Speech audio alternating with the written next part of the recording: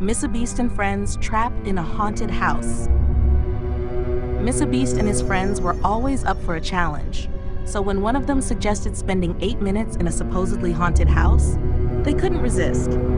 The house, located on the outskirts of town, had been abandoned for decades, with countless rumors circulating about strange occurrences and ghostly apparitions. As they arrived at the house, the sky was already darkening, and an eerie fog began to roll in. The old, creaking gates swung open as if inviting them in. Jimmy, known as MrBeast, led the group, followed by Chris, Chandler, Karl, and Nolan. They each carried a flashlight, the only source of light in the pitch-black surroundings. The front door groaned as they pushed it open, revealing a dusty hallway lined with faded portraits. The air was thick with the smell of decay, and every step they took echoed ominously throughout the house. Jimmy checked his watch. "All right, we just need to last 8 minutes in here. Easy, right?" They started exploring the house, splitting up to cover more ground. Chris and Chandler ventured into the kitchen, where the cabinets creaked open and shut as if moved by invisible hands. A cold draft swept through the room, causing their flashlights to flicker. "This place is seriously creepy," Chandler muttered.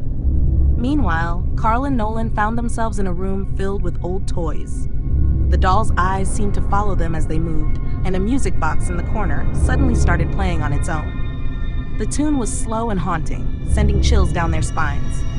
"Let's get out of here," Nolan whispered, but as they turned to leave, the door slammed shut behind them. In the living room, Jimmy stood alone, examining an old, cracked mirror.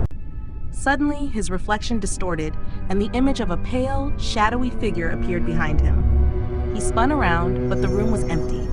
His heart raced, and he felt a chill run down his spine. "Guys, we need to stick together," he called out, his voice echoing through the house. They all regrouped in the main hallway, but something had changed. The temperature had dropped significantly, and the house seemed to be closing in on them. The walls felt narrower, and the darkness grew thicker, almost suffocating. Their flashlights dimmed, barely illuminating their surroundings. A sudden bang came from upstairs, followed by the sound of footsteps descending the stairs. The group huddled together, their eyes wide with fear. "This isn't funny anymore," Chris said, his voice trembling. Out of the shadows at the top of the staircase, a figure appeared.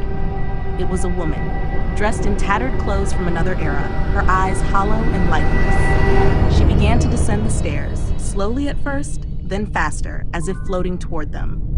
Panic set in, and they bolted for the front door, but it wouldn't budge. The house groaned as if it were alive, the walls vibrating with a low, ominous hum. The woman was getting closer, her presence overwhelming. Just when they thought they were trapped forever, the house let out a deafening shriek. The front door flew open, and they were thrown out into the yard by an unseen force. They scrambled to their feet, breathing heavily as they looked back at the house. The fog was thicker now, obscuring the house from view. Jimmy checked his watch again. It had been exactly 8 minutes. "Let's never do that again," Karl said, still shaken. They quickly got into their car and sped away, leaving the haunted house behind. But as they drove off, none of them noticed the woman's pale face peering out from an upstairs window, watching them until they disappeared into the night.